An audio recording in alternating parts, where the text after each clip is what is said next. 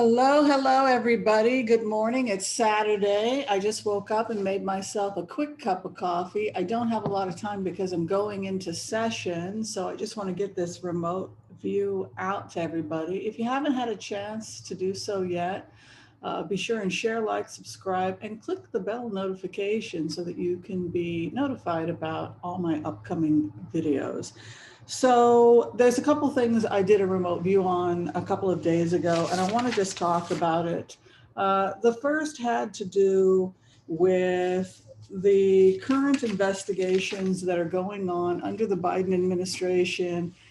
It basically looks like a forensic of just about every department, particularly departments where they're concerned about security leaks. For example, the State Department, I think we're going to be seeing a lot of forensics out of the State Department, Homeland Security, the Pentagon, etc. What they're looking for is any evidence that there were any kind of leaks whatsoever. One of the areas where we're going to be seeing a lot of information coming out has to do with the State Department as it was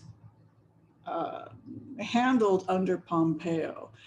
And one of the main things we see under Pompeo is that he not only was generous in terms of giving evidence to other people or information to other countries about private workings of the State Department, it looks like there may actually even be evidence of dealings or opening of information to foreign countries without the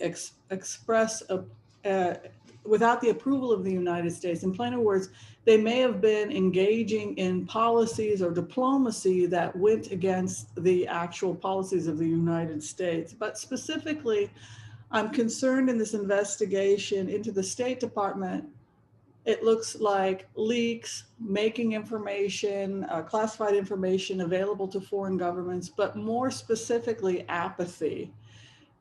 The apathy of the State Department, the absence of workers in the State Department was a type of killing of the State Department in the sense that whole departments in the State Department were abandoned. They were basically abandoned, and it was kind of like ignore and hope it will go away.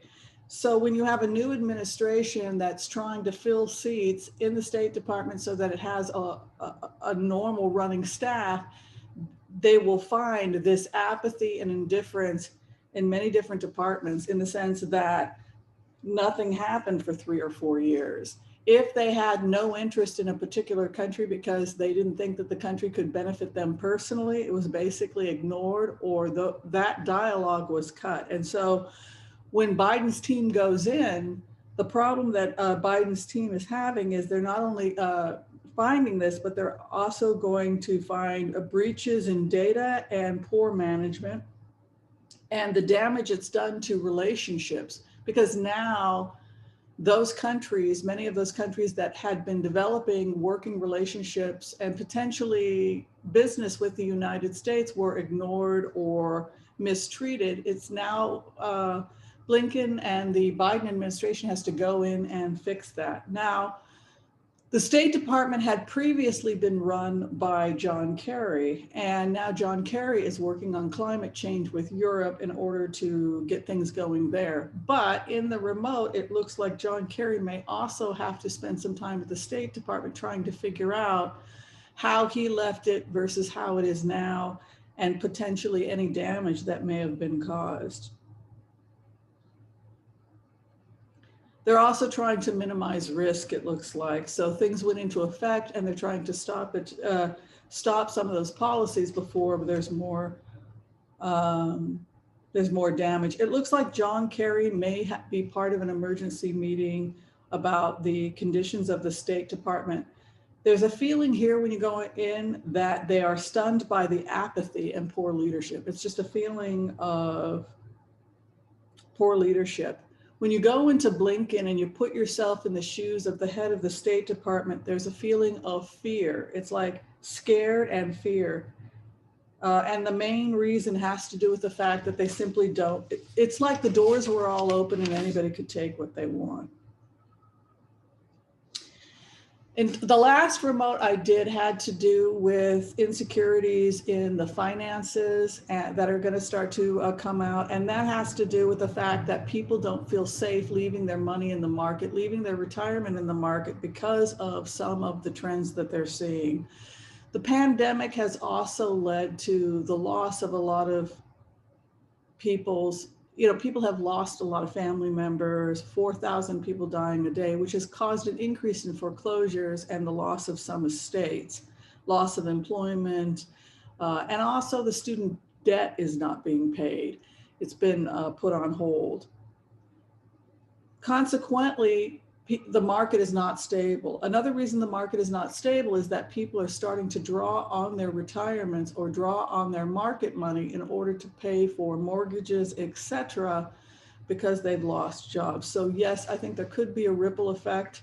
I was very concerned about February specifically and the bottom dropping out in February, and that was why I personally decided I'm about 80% liquid, 20% in the market. That's me personally. I don't give stock advice, but meditating on these stresses, I did not personally feel comfortable having so much money in the market. So that was why I made that decision. People had asked also about relief checks.